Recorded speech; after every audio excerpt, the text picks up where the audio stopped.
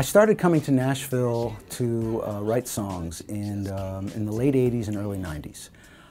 Daryl and I had stopped, kind of touring, in the way we had in the 80s. We hadn't really stopped, but we wanted to do something different. And one of the things that I wanted to do was continue to write songs and have an opportunity to write songs with different people. One of the first people I met here in Nashville was Keith Follesé. And Keith is a very well-known country songwriter.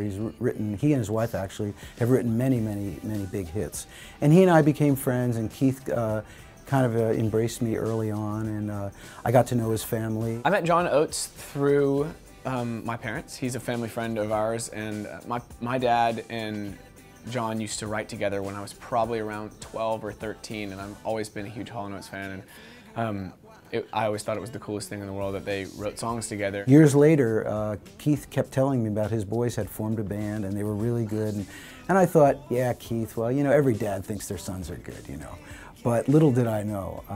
And about a year ago, Keith and Ryan and I got together, we wrote a song, and I realized that Ryan had a lot of talent, and it was very obvious. And then about a few months ago, I got a call from the guys, and they said, hey, we're going to do You Make My Dreams Come True for an Amfar album.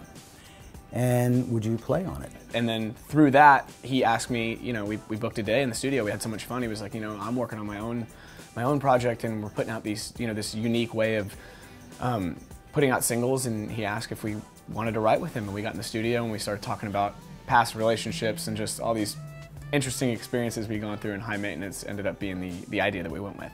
What I really was excited about was getting to experience the way they make a record. I wanted them to produce me. I wanted to jump into their world and see how a modern pop band really makes their records. We did it all pretty organically.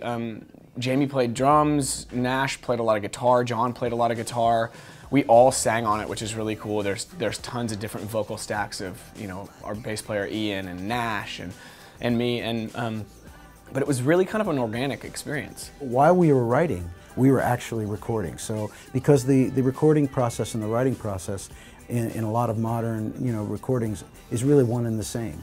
So it was really cool to see it evolving as we were writing the song. The recording process was really cool and straightforward, and we did something unique on it that we've never done before. We had live horn players come in and play these parts, and these guys could play 2 and 3 different horn instruments apiece, and would just do harmonies and stacks and just all these awesome parts that we've never been able to use before because we have never had live horns. I was thrilled to feed off their energy and what they had going on in their world, and then at the same time bring some of that old school pop sensibility that I have, and it was a really cool collaboration, and I'm really proud of it, so hope you check it out.